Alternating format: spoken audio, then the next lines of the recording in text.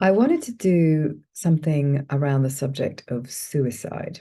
It came to me this morning that it is a subject that I have always felt needed more airtime for those that feel suicidal and for those that live in proximity, have intimate relationships with people who want to kill themselves ultimately.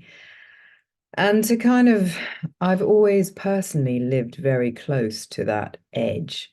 And it's been brought about for me by a sense of kind of overwhelm in what's going on in the world and what is going on within me, and reaching points of just thinking, I don't want to do this anymore. I literally do not want to do this anymore. And thinking how I can stop the whole human experience.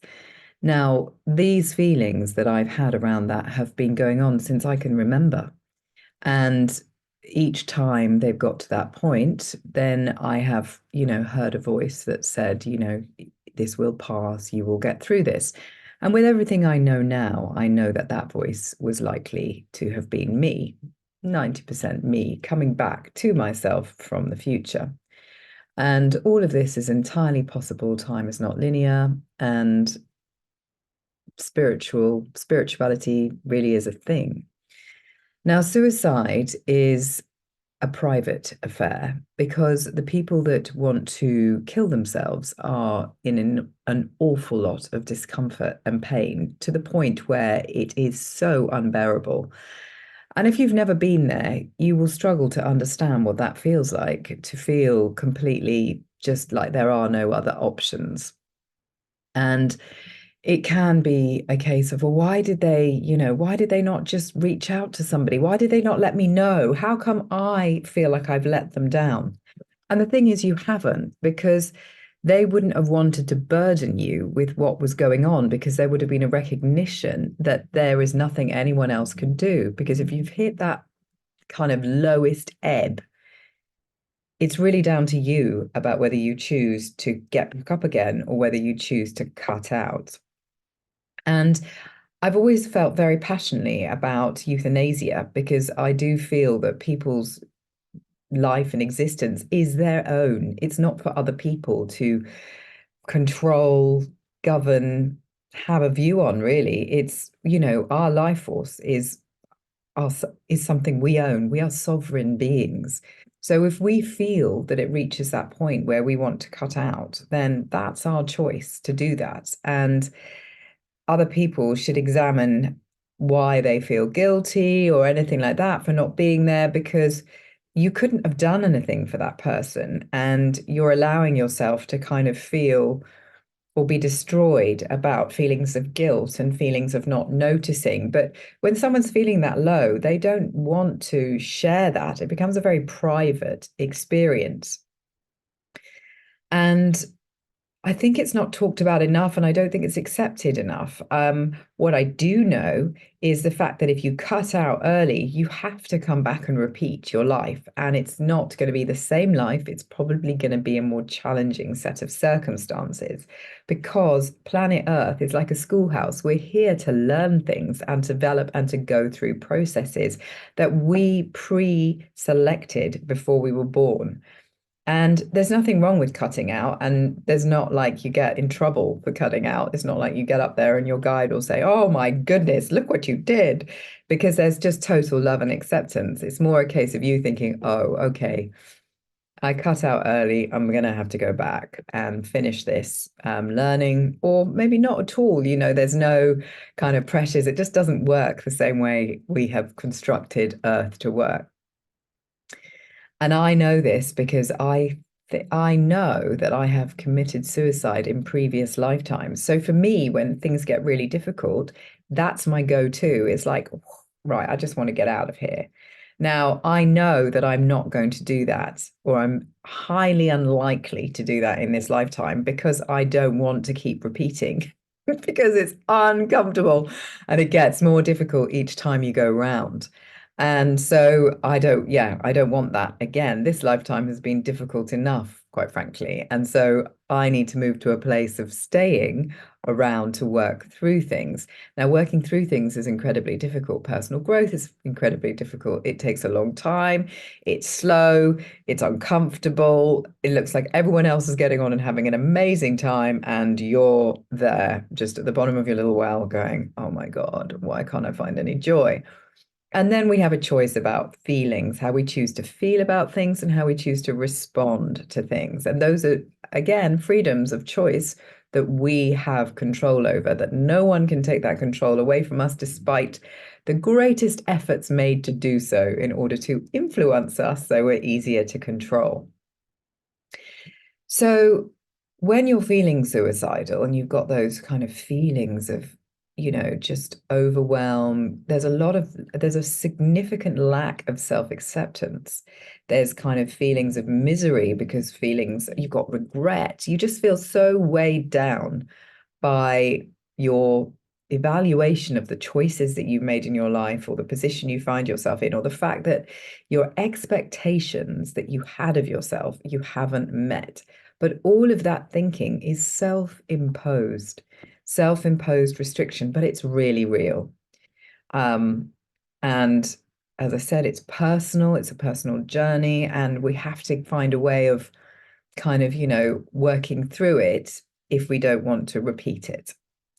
And that's the hard bit. But if you happen to be living with someone who's suicidal, don't, well, for a start, if they're talking about it, they're unlikely to do it because they're expressing the level of their feelings. And I think people should be free to discuss that with ease, like say, I am feeling this way, without everyone going, oh my God, what are we going to do? We need to put in a protocol.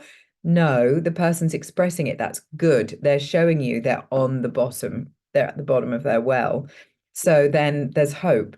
It's when people don't express it, they are the ones that just go off and do it because they don't want anyone involved. They don't want to take up any more airtime of anyone's space. They just want to kind of quietly disappear and go. And they are that tortured. And they should be looked at with compassion, understood with compassion, because life and death are continuous. They're not actually leaving. They're leaving this dimension, but they're still around. Their energy is still around. That cannot go. We don't have finality. We are eternal beings. And if you look at it that way, then it kind of makes it a little bit more comfortable, makes a little more sense of it. So I think people should express when they're feeling like that, and that should be encouraged in a positive way, because if they're talking about it, they're not going to do it. And if they really feel that they can't carry on, then they should be allowed to leave with grace and dignity, because just sometimes knowing that you can leave makes it possible to stay. It takes the pressure off, the expectation. Obviously, there's people that accidentally kill themselves when they take overdoses. Their self-destructive patterns have gotten to a point where, that they're going to find it very difficult to claw their way back. But again, that's their choice. And the more we hand people back responsibility for themselves and their choices, the more freedom it gives them to recover. Whereas if we try and stay as a kind of, we think we're helping, we're stepping into their space, we're trying to save them, which speaks volumes about us and how we feel about ourselves if we need to save others, then we are kind of infiltrating their journey and stopping their journey from being what it needs to be. And that might be that they need to go to the bottom in order to come back up again. And they don't need any cushions on the way, because that cushion is just going to basically delay a process that needs to take place. And which is why some people have years and years and years of addiction, because everyone's been trying to find a way to be soft and gentle, compassionate about that, and, not expressing harsh kind of realities to them because they're scared they're going to do something like take their own life or push them over the edge. And then finally, they have their eureka moment where they wake up and they've wasted, or spent, it's never wasted, sorry, never wasted, but they've spent all those years to get to that point. And what we really want is people to have that feeling of self-control, self-responsibility from the earliest age possible, so that they can be freer to be themselves and find out who they really are. And some of us do just do this. It's how it goes. And especially if you're empathic, it's like this because your emotions, you are water. You are literally flowing through. And that's me. I am absorbing. And when I was younger, possibly felt this way because I was absorbing everyone else's energies. I didn't even, half the stuff wasn't even mine, but I still felt like that. And I do have suicide in the family. So if you've got suicide in the family, then that kind of, there's that energy that carried on down through epigenetics. So, perhaps my feelings of suicide are related to the person in my family that did that to themselves and is related to the person who did that before them, and it's like carrying it down. And we're working through ancestral karma at the moment. So we're clearing stuff. Maybe that's part of the clearing. It certainly feels like it is for me. It's like you've got to stay around, you've got to work your way through this. You can't just cut out because it's incredibly difficult. Because although eternal sleep seems like the most beautiful option ever, it's also kind of boring because life is absolutely fantastic in all its dark and all its light. We're living, we're embodied. We don't get to be embodied in our eternal selves. We're just energy. So, we get to eat chocolate. Who doesn't want to eat chocolate? Anyway, I wanted to talk about suicide. I wanted to share that. I wanted to say I go there. I was speaking to someone yesterday who shall remain nameless, and they say, they want to check out once a week too. And it's, there's a lot of fear around. So I know it's not just, my stuff, although I have to say a lot of my trauma has come up over the last year or so, a real awareness of childhood trauma that I haven't processed in the way I need to process it in order to let it go because it's dictating my comfort levels now. So I'm working through major stuff. So no wonder when I'm working through major stuff that I'm thinking, oh my God, can I just leave now? This is too difficult, too damn difficult. And I have a perfectionist element that's looking at everything going, I know all this stuff. Why am I not doing better? Ridiculous. Absolutely ridiculous. But that's the reality. That's what happens.